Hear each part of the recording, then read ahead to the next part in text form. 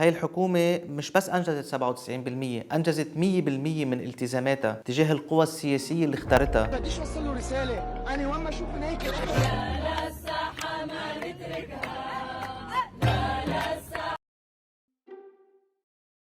أنا علي مراد، أستاذ جامعي بالقانون.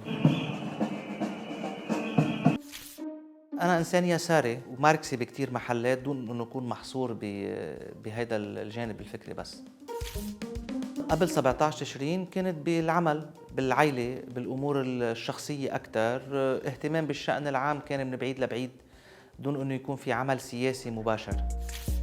أكثر صورة مطبوعة براسي عن الثورة هي في يوم جمعة نزل جمهور حزب الله خلال كلمة حسن نصر الله، وبعد ما كان في نوع من الترهيب الكتير قوي، بلحظة معينة نزلوا عدد هائل من الأطباء بثيابهم البيضاء على ساحة الشهداء، على وقع غنية راجع يتعمر لبنان اللي ما كتير بتعني لي، بس بلحظتها كان كتير مشهد مؤثر بالنسبة لي.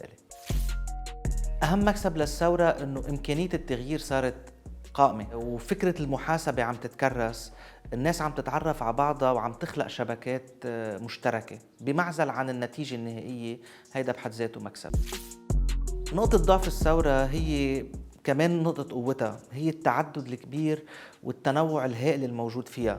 هيدا سمح بمرحلة معينة أنها تنحمى من إمكانية السحل، من إمكانية التخوين، ولكن بلحظة معينة صار واضح أنه هيدا الشيء يمكن عم بيعيق بلحظة معينة إمكانية تقدمها.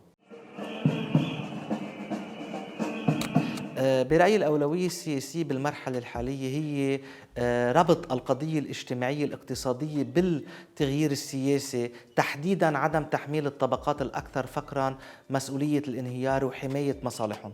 مستعد أتنازل عن مجموعة من الأولويات إذا بتضمن تأسيس جبهة أو جبهات واسعة بتزيد من فعالية الناس اللي عم تشتغل على الأرض. مستحيل اتنازل عن أي تنازل لهي السلطة قبل ما نقدر نقلب ميزان القوى ونكسرها بالشارع. بعتقد النظام بيكون سقط لما القضاء ياخد دوره ونلاقي عدد كبير من السياسيين ومن رجال الأعمال عم يتحاكموا. مش مهم، هول أدوات مقابل سلطة فقدت شرعيتها. ما فينا نربط نضالنا تحت سقف القانون. بكل بساطة الوسيلة اللي بنلاقيها أفضل نحن عنا المشروعية نعتمدها. بظروف مثالية ونظرية كنت ممكن جاوب جبهة موحدة. بالظروف الحالية لا، بعتقد الفرز وإعادة التنسيق بين الجبهات المختلفة هو الحل الأفضل، لأنه الشغل على توحيد كل العالم رح يخفف من السقف السياسي للمطالب ورح نفوت بتسويات، فخلي كل الناس تتجنح وترجع تقعد مع بعض على نفس الطاولة.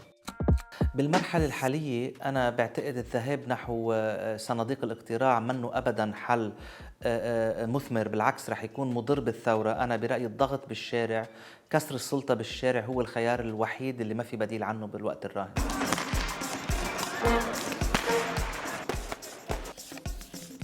الإسرائيليون في العام الماضي كانوا يراهنون على التطورات الداخلية في لبنان، وراهنوا على ثورة 17 تشرين على أنها انقلاب على حزب الله، والآن يراهنون على الأوضاع الاقتصادية وعلى انقلاب بيئة المقاومة عليها حسن نصر الله.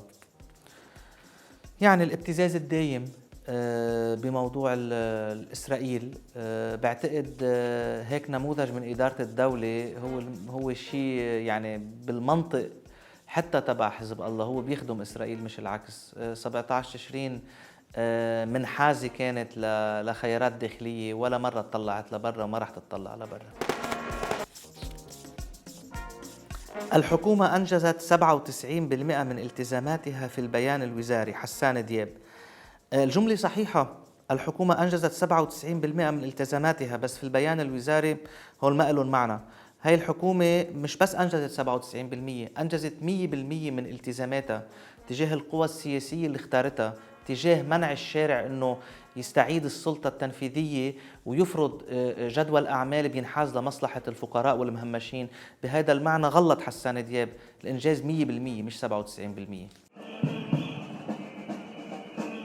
بتخيل الحياة اليومية بعد سقوط النظام بتقوم على وجود شبكات أمان اجتماعي بتأمن للناس وبتأمن لي أنا تحديداً إني أنا وزوجتي ما نكون هكلانين هم مستقبل ابننا بهيدا البلد، إنه يبقى موجود بهيدا البلد وما نفكر كل يوم كيف بدنا نهاجر أو كيف بدنا نأمن له مستقبل أفضل.